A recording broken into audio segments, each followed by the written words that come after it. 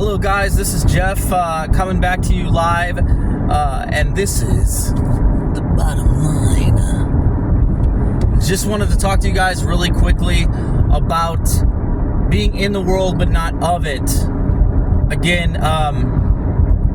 there's some people in your lives, okay, that you're going to want to communicate with, you're going to want to link up with, right? Like you're going to want to you're going to want to love on them, right? You're going to want to show them love. You're going to want to be able to relate. You're going to want to be able to do those things. You're going to be able to vibe with them. Guys, unfortunately, the Bible calls us to not be unequally yoked with unbelievers, okay?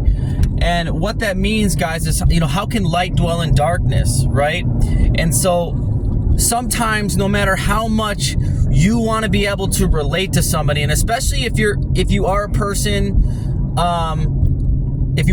like me, who you're really kind-hearted, and you really want to love on people, you really want to show them, kindness, you really want to offer your help, you really want to do that.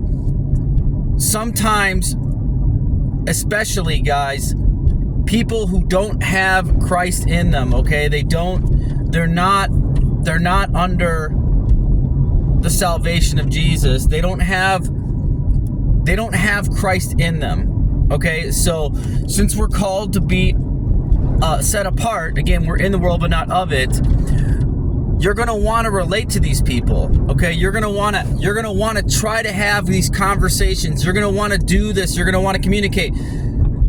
You will find yourself bending yourself, right, to try to make them feel okay, right? You'll try to bend yourself to make them feel good. Now, don't get me wrong. Everybody does this in a basic exchange when you're meeting somebody or when you're talking with somebody. But do not jeopardize who you are, okay? Who you are in Christ. Do not jeopardize who you are and your calling for God to be set apart, okay? Just because you have a non-believer, or a person who really doesn't know how to love inside themselves because they fully haven't repented there, they fully haven't committed themselves, right, to loving their neighbors they love themselves, or loving God, with all their heart, might and soul. And so what I'd like to say to you guys is, stay encouraged to know that you're supposed to be set apart, okay? Stay encouraged to know that how can light dwell in darkness, right? Be not unequally yoked with unbelievers. We have to stay in tune with what God has planned for us, okay? And sometimes we're called to sow a seed in those people's lives. We're called to sow a seed, and then God will water that seed, right? But sometimes we're only called to be in those people's lives for a season. But I'm specifically, I feel called to talk about people in the workplace. I feel called to talk about people that you're relating to in the workplace. And so when you're relating to these people in the workplace, guys,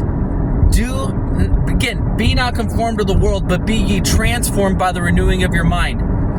Do not jeopardize your morals, do not jeopardize your values, do not jeopardize, who you are in Christ, or what God has placed on your heart to be as a person, to suit this other person, to suit these other people within the workplace. You will find, again, what profits a man if he gains the whole world and loses his own soul? I'm going to say it again. What profits a man or woman, what profits a man if he gains the whole world and loses his own soul?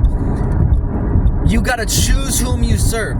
So you can serve these people by being who you are and representing God and who you are. And recognize that when you're trying to serve them and serve their worldly mentality, guys, it's a fleeting gesture, it's a fleeting moment. It will lead nowhere. You're bending to suit their need. Okay, you're bending to suit their need. And the truth of the matter is that every knee will bow and every tongue will confess that Jesus is Lord.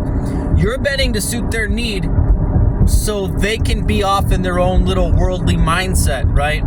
You're bending to suit their needs so they can be off in their own conceit, honestly, and pride issues. So we really got to recognize the fact that, again, all of sin comes short to the glory of God, but we are not called to sugarcoat and coddle those people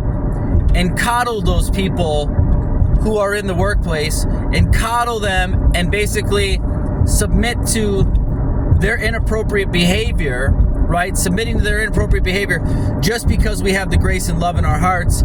Submitting to their inappropriate behavior, and what's funny is a lot of the times is we'll jeopardize who we are, right? And we'll jeopardize our own mental clarity or our own mental health within those types of situations, all because somebody else who is worldly, or somebody else who doesn't know Jesus, is causing those problems. So don't be conformed to those people is the message today, okay?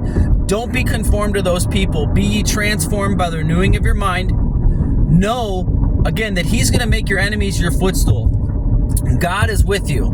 Okay, God is with you. And so don't give in to those people and that conformity and trying to suit them just because you want to be kind. Okay? We're supposed to be wise as serpents but soft as doves, but do not try to conform to them so somehow they can feel better.